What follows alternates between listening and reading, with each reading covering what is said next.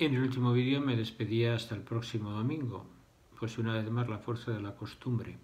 Tal vez tendría que haber dicho pues hasta el día de Navidad, ¿verdad? Os recuerdo lo que hemos proclamado en el Evangelio. En el principio ya existía la palabra, estaba junto a Dios y era Dios. En la palabra había vida, era la luz verdadera que alumbra a toda persona. La palabra se hizo carne y acampó entre nosotros. Dios en Jesús se ha hecho palabra humana para que entendamos cómo es Dios. Diréis, ¿y para qué? Pues porque, por lo menos yo lo tengo muy claro, no cualquier Dios es digno de fe.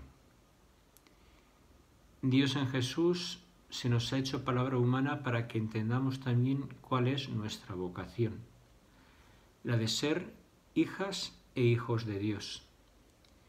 Hemos sido alumbrados a la fe y a la vida para ser luz y salvación para el mundo, como lo fue Jesús. Luz y salvación para el mundo. Eso sí, una luz que alumbra, no que deslumbra. Y alumbra porque surge desde lo débil, desde lo frágil, desde lo pequeño. Y se hace luz en medio de lo cotidiano de la vida, en el día a día, en eso que a veces a nosotros nos pasa desapercibido, pero no es así a otras personas. Según vamos entretejiendo nuestra vida, vamos siendo luz, o tal vez oscuridad, también para los demás.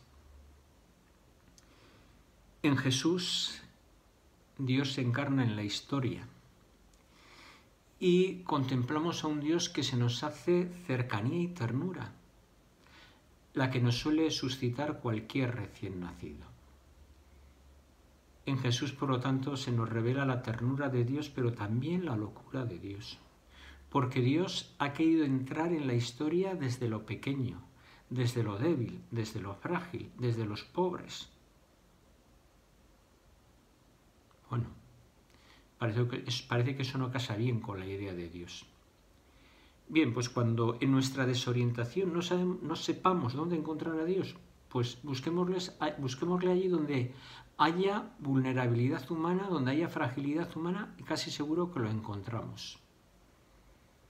En las personas indefensas, frágiles, allí donde alguien necesita nuestro cariño y nuestra acogida, probablemente se encuentre también Dios. La encarnación de Dios, hemos de decirlo todo, fue hasta las últimas consecuencias. Jesús sufrió y gozó como cualquier humano. Jesús se alegró porque la sabiduría de Dios estaba siendo revelada a los pobres y a los sencillos, no a los listos y sabios de este mundo, considerados como tal. Jesús, que se había alegrado por esto, también lloró por el amigo que había muerto. Jesús tiene sentimientos humanos como nosotros. Si algo nos quedó claro a las primeras comunidades sobre Jesús, lo recoge el libro de los Hechos de los Apóstoles, es que fue un hombre que pasó haciendo el bien. Esa es la invitación también para nosotros. Y hemos de reconocer que en la bondad de Jesús reconocemos la bondad y la misericordia que Dios tiene con nosotros. En la fidelidad de Jesús reconocemos no nuestra fidelidad, sino una vez más la fidelidad de Dios. Dios que nos ama incondicionalmente. Nos cuesta creérnoslo, porque los humanos siempre ponemos límites al amor. En la vida de Jesús reconocemos el aliento de Dios que suscita vida. De hecho, resucita a Jesús. La palabra se hizo carne, se hizo palabra como la nuestra. No estamos solos, Dios mismo nos acompaña en el camino de la vida. Él nos acompaña en nuestros corazones. Por eso somos capaces de reconocer en las cuevas de la historia su presencia.